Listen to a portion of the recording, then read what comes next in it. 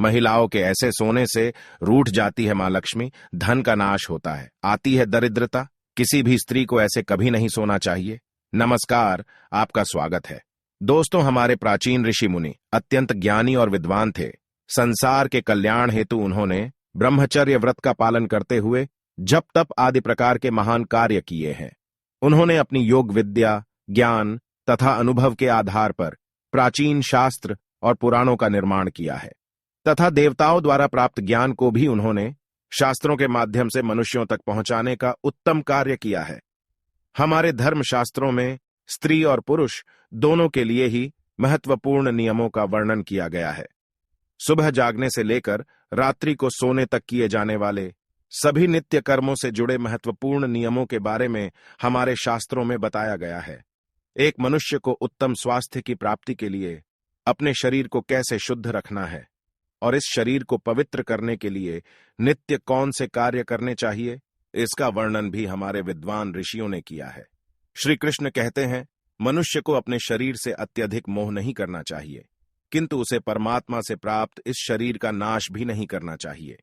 कई बार मनुष्य नाना प्रकार के अनिष्ट कार्य करके अपने पवित्र शरीर को मलिन करते हैं, इसे दूषित करते हैं तथा पाप युक्त बना देते हैं, जिस कारण से शरीर में रोग उत्पन्न होते हैं, मनुष्य की आयु कम होने लगती है और उसे अकाल मृत्यु प्राप्त होती है। आज हम बात करने वाले हैं मनुष्य को अपने शरीर को पवित्र कैसे रखना है और रात्रि को सोते समय कौन से नियमों का पालन करना चाहिए। खासकर महिलाओं को इस एक महत्वपूर्ण नियम का पालन अवश्य करना चाहिए, अन्यथा जीवन में दुर्भाग्य आता है। सबसे पहली बात है कि मनुष्य को नित्य स्नान करना चाहिए। बिना स्नान किए कभी नहीं रहना चाहिए। स्नान से ही शरीर की शुद्धि होती है। स्नान करने के पश्चात ही मनुष्य देव पूजा आदि धार्मिक कार्य करने के योग्य बन जाता है। बिना स्नान किए कभी भोजन तथा पूजा पाठ नहीं करना चाहिए। बिना स्नान किए भोजन करने वाले मनुष्य के घर में लक्ष्मी का वास नहीं होता है। दोस्तों, हमारे सभी धर्मशास्त्रों में बालों के विषय में महत्वपूर्ण ज्ञान दिया गया है। मनुष्य को अपने बालों को कैसे रखना चाहिए, किस दिन कटवाना चाहिए तथा किस दिन नहीं कटवाना चाहिए, बालों को कितना लंबा रखना श्रेष्ठ होता है और बालों से संबंधित क्या तांत्रिक कारण होते हैं, इसके बारे में शास्त्रों में बताया गया है।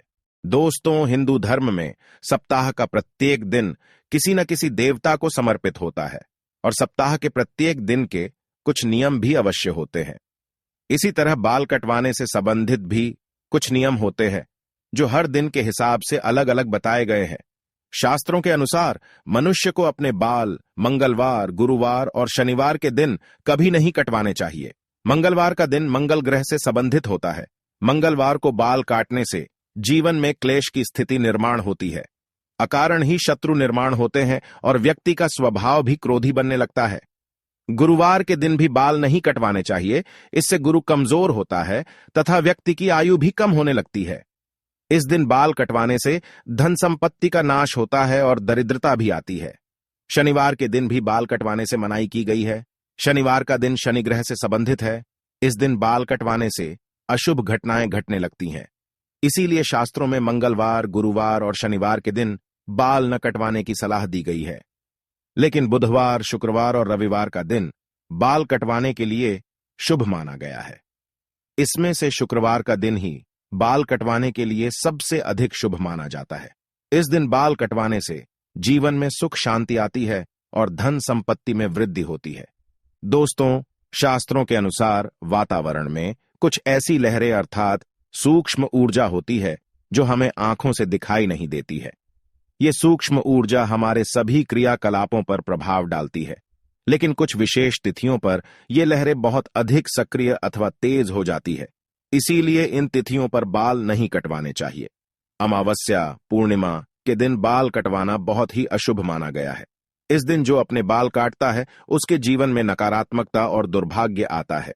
साथ ही मध्य रात्रि में भी अपने बाल नहीं कटवाने चाहिए। इस समय पर वातावरण में तामसिक और नकारात्मक ऊर्जा का प्रवाह अधिक होता है, जिसका सीधा असर हमारे मस्तिष्क पर पड़ता है। इसीलिए रात्रि में बाल न काटने की सलाह दी जाती है। साथ ही शास्त्रों के अनुसार पवित्र त्योहार, श्रावण मास, संक्रांति, ग्रहण आदि दिनों में भी बाल नहीं कटवाने चाहिए। इन दिनों में बाल कटवाने से पाप लगता है और जीवन में दुर्भाग्य आता है। जन्म दिवस पर बाल कटवाना भी अशुभ माना गया है। आइए अब जानते हैं महिलाओं के लिए बालों से संबंधित कौन से महत्वपूर्ण नियम बताए गए हैं। शास्त्रों के अनुसार काले, घने और लंबे बाल स्त्री का आभूषण होते हैं। बालों से ही स्त्रियों में पवित्रता और सकारात्मकता आती है। प्राचीन काल से ही स्त्रियों के लंबे बालों को उनके सौंदर्य का प्रतीक माना जाता है। लेकिन लंबे बालों से जुड़ी महत्वपूर्ण बात आप सभी को ध्यान में रखनी चाहिए। शास्त्र कहते हैं कि स्त्रियों के बाल कमर के नीचे तक नहीं होने चाहिए, और यदि हो तो उन्हें इस तरह से बांधकर रखना चाहिए कि वे जमीन को स्पर्श ना करें। स्त्रियों के बाल बहुत ही संवेदनशील होते हैं। बाल जमीन पर टकराने से जमीन पर फैली नकारात्मक ऊर्जा बालों के माध्यम से मस्तिष्क में प्रवेश करती है, जिसके नकारात्मक परिणाम भोगने पड़ते हैं। साथ ही शास्त्रों में कहा गया है कि स्त्रियों को अपने बाल कभी गंदे नहीं रखने चाहिए। इससे मां लक्ष्मी रूठ जाती है। साथ ही स्त्रियों को अपनी मांग में सिंदूर अवश्य लगाना चाहिए। इससे स्त्रियों को सौभाग्य की प्राप्ति होती है। स्त्रियों को अपने बालों को हमेशा स्वच्छ रखना चाहिए। इसके पीछे धार्मिक कारण यह है कि बाल स्वच्छ रहने पर सिर में खुजली नहीं होती है, और सिर में हमेशा खुजली करते रहना शास्त्रों में अशुभ फलदायी माना जाता है। गरुड़ पुराण में कहा गया है, जो स्त्री अपने बालों को खुजलाते हुए पूजा पाठ करती है, उसकी पूजा विफल हो जाती है। स्त्रियों को दोनों हाथों से जोर जोर से अपने बाल खुजलाते हुए गुरुजनों तथा बड़े बुजुर्गों से बातें नहीं करनी चाहिए। बालों को सुलझाते समय जो बालों का गुच्छा निकलता है, उसे अच्छे से फेंके। उसे यहां वहां फेंकने पर उसका दुरुपयोग हो सकता है, क्योंकि तंत्र मंत्र साधना और जादू टोने में हमेशा लंबे बालों का उपयोग किया जाता है, और इसका असर जिस व्यक्ति के बाल है उसके ऊपर पड़ता है। इसलिए महिलाओं को हमेशा अपने बालों को संभाल कर रखना चाहिए। शास्त्रों के अनुसार मासिक धर्म के 3 दिनों तक स्त्रियों को अपने बाल नहीं धोने चाहिए। साथ ही अपने बाल भी नहीं कटवाने चाहिए। वैज्ञानिक दृष्टिकोण से देखा जाए तो मासिक धर्म के समय हमारा शरीर बहुत कमजोर होता है, और इस समय कोई भी ऐसा काम नहीं करना चाहिए जिसमें अधिक ऊर्जा की आवश्यकता होती है। कभी भी सूर्यास्त के बाद या सूर्यास्त के समय बाल नहीं धोने चाहिए। ऐसा करना अशुभ माना जाता है। आइए अब जानते हैं स्त्री और पुरुष को कैसे सोना चाहिए।